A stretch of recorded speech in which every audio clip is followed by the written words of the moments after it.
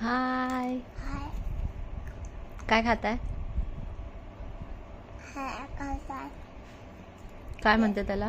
बी बी खाताय. कोणासोबत बोलत आहे?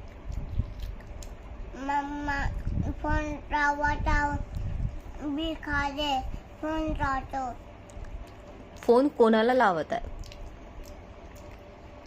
आजीला कोणत्या आजीला?